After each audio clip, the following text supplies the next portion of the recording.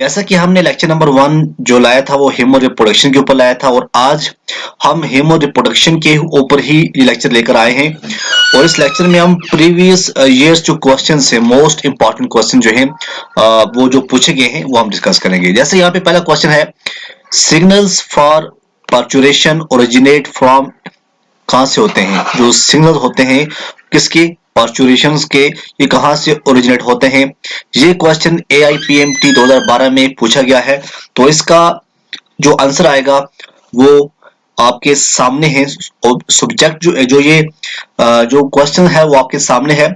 इसका जो correct answer आएगा वो आएगा both placenta as well as fully developed foetus. ये इसका आंसर आएगा। अगर क्वेश्चन एग्जामिनर ने पूछ लिया तो आप इसका टिक जो है इसको आप कर सकते हैं, ठीक है। इस तरह से AIPMT 2012 में ही एक और क्वेश्चन जो है आपकी स्क्रीन के ऊपर है। क्वेश्चन है, which one of the following statement is false in respect of viability of mammalian sperm. जी हाँ, क्वेश्चन पूछा जा रहा है वायबिलिटी ऑफ मैमेलियन स्पर्म के ऊपर, लेकिन बताना है स्टेटमेंट का क्वेश्चन है फॉल्स कौन सा है। तो जैसा कि आपके सामने ऑप्शंस हैं, यहाँ पे है viability of sperm is determined by its modality, ये करेक्ट है। Sperms must be concentrated in a thick suspension, ये भी सही है। तीसरा कहता है sperm is viable for only up to 24 hours, ये जो ऑप्शन है ये इसके रिलेटेड जो है गलत है, ठीक है। और नीचे जो है वो दिया गया है, survival of sperm depends on the pH of the medium and is more active in alkaline medium, ठीक है। तो जो फॉल्स आएगा वो ये स्टेटमेंट जो है वो फॉल्स है। AIPMT 2012 में ये क्वेश्चन आया है, identify the human developmental stage shown below as well as the related right place of its occurrence in a normal pregnant women and select the right option for the two together। पहले आप इसको देखिएगा, ठीक है। ये developmental stage है, इसमें आपको देखना है, ठीक है। तो ऑप्शंस में क्या है, ऑप्शंस में है developmental stage, late morula, middle part of fallopian tube site occurrence, blastula, end part of fallopian tubes। यहाँ पे developmental stage है, यहाँ पे site of occurrence है। नीचे है blastocyst uterine wall और लास्ट लिखा हुआ है 8 celled morula, starting point of fallopian tube। तो यहां अगर हम बात करें इसके आंसर क्यों आएगा, जो ब्लास्टोसिस्ट डेवलपमेंटल स्टेज है इसका जो साइट ऑफ ऑकरेंस होता है ये होता है यूट्रीन वॉल। क्या होता है, यूट्रीन वॉल जो है इसका आंसर आएगा। The secretary face in the human menstrual cycle is also called, उसे क्या कहते हैं, आल्सो और क्या कहते हैं। तो इसका आंसर आएगा luteal face and last for about 13 days. क्या आएगा, luteal face and last for about 13 days. उसके बाद है बच्चों क्वेश्चन है, जो मेंस्ट्रुअल फ्लो होता है ओकर्स होता है ड्यू टू लैक ऑफ, किसके लैक की वजह से जो मेंस्ट्रुअल फ्लो है वो होता है। तो इसका जो आंसर आएगा वो आएगा प्रोजेस्टेरोन, ठीक है ना, ये इसका आंसर आएगा। 2013 नीट के एग्जाम में क्वेश्चन आया था, what is the correct sequence of sperm formation. जी हाँ, करेक्ट सीक्वेंस आपको बतानी है स्पर्म फॉर्मेशन की। तो यहाँ पे इसका जो आंसर आएगा बच्चों वो आएगा स्पर्मेटोगोनिया होता है पहले, फिर स्पर्मेटोसाइट आता है, फिर स्पर्मेटिड आता है, फिर स्पर्मेटोजोआ आता है। इसको आप देखिएगा, ठीक है, ये इसका करेक्ट आंसर है, ठीक है। पूछा गया था कि which of the following is not the function of placenta, it, क्या कौन सा जो है not the function of placenta. जैसे यहां पे लिखा हुआ है ये सिक्रेट करता है एस्ट्रोजन, बिल्कुल ये सही है।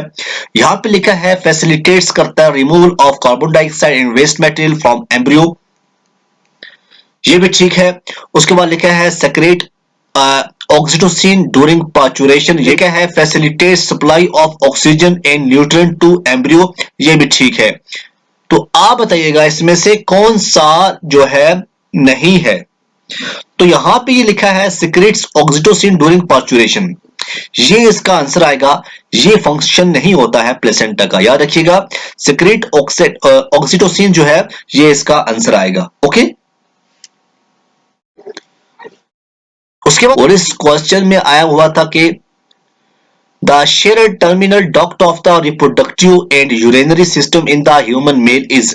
ये AIPMT 2014 में क्वेश्चन पूछा गया है, तो इसका जो आंसर आएगा वो आएगा यूरिथ्रा। क्या आएगा? यूरिथ्रा आएगा। ओके। 2014 में एक और question, the main function of mammalian corpus luteum is to produce. Options है आपके सामने, तो मेन फंक्शन क्या है? तो इसका जो आंसर आएगा वो आएगा प्रोजेस्टेरोन। ठीक है, ये इसका आंसर आएगा। ये AIPMT 2014 में ये क्वेश्चन पूछा गया है।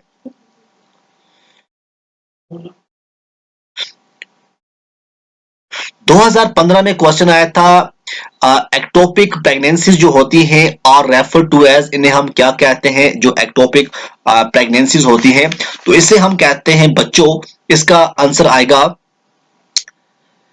Implantation of embryo at site other than uterus. ठीक है ना, ये इसका आंसर आएगा। 2015 में ही एक और क्वेश्चन जो है आया हुआ था कि which of the following events is not associated with ovulation in human female. जी हाँ, तो ऑप्शंस हैं आपके सामने बहुत सारे, लेकिन जो आंसर आएगा वो आएगा, यहाँ पे लिखा हुआ है डिक्रीज इन एस्ट्राडियोल, जो है ये नहीं आएगा, बाकी जो है इसके आंसर आएंगे। ठीक है। 2015 AIPMT में क्वेश्चन आया था, in human females meiosis second is not completed until. कब तक? तो इसका जो आंसर आएगा बच्चों वो आएगा फर्टिलाइजेशन। क्या आएगा? फर्टिलाइजेशन। AIPMT 2015 में क्वेश्चन आया था, जो हिस्टेक्टोमी है ये एक सर्जिकल रिमूवल ऑफ क्या होता है? तो इसका जो आंसर आएगा बच्चों वो क्या आएगा? इसका आंसर आएगा यूट्रस। क्या आएगा? यूट्रस को। 2015 में ही AIPMT ने एक और क्वेश्चन पूछा था कि which of the following cells during gametogenesis is normally diploid. जी हाँ, तो इसका जो आंसर आएगा बच्चों वो आएगा स्पर्मेटोगोनिया। क्या आएगा? स्पर्मेटोगोनिया आएगा इसका answer. Fertilisation in human, NEET 2016 में ये क्वेश्चन पूछा गया था, fertilisation in humans is practically feasible only if the ovum and sperms are transported simultaneously to ampullary isthmic junction of the fallopian tube। ये इसका आंसर आएगा बच्चों। ठीक है। नेक्स्ट क्वेश्चन जो है 2016 के नेट के पेपर में क्वेश्चन जो है वो पूछा गया था, change in GnRH pulse frequency in females is controlled by circulating level of। तो इसका जो आंसर आएगा वो क्या आएगा? Oestrogen and progesterone. ये जो है इसका आंसर आएगा। नीट 2016 में ही क्वेश्चन जो है वो एग्जामिनर ने पूछा था 2016 में। वो क्वेश्चन था, आपको बताना है इसमें इनकरेक्ट स्टेटमेंट कौन सी है। स्टेटमेंट बेस्ड क्वेश्चन जो है वो आया हुआ था। तो यहां पे LH triggers secretion of androgens from the leading cells, ये सही है। FSH stimulates the Sertoli cells which help in spermatogenesis, ये भी सही है। LH triggers ovulation in ovary, ये भी ठीक है। LH and FSH decrease gradually during the follicular phase, ये जो है incorrect statement है। कॉलम 1 कॉलम 2 जो है नीट फेज 2 में 2016 में क्वेश्चन आया हुआ था। ये कॉलम 1 है, ये कॉलम 2 है। आपको बताना है कौन सा क्वेश्चन जो है इसमें सही है। जी हाँ, और हम बात करें पहले की, इसका जो आंसर आएगा वो आएगा फीमेल एक्सटर्नल जेनिटला। जी हाँ, मोन्स प्यूबस। इस तरह से अगर हम दूसरे की बात करें वो आएगा एंट्रम ग्राफिन फॉलिकल्स। ठीक है, तो यहां पे आप टिक कर सकते हैं कौन सा सही है। ठीक है, तो यहां पे जो दूसरा है, ए का तीसरा आएगा, बी का चौथा आएगा, सी का 1 आएगा और डी का 2 आएगा। ये इसका करेक्ट आंसर है।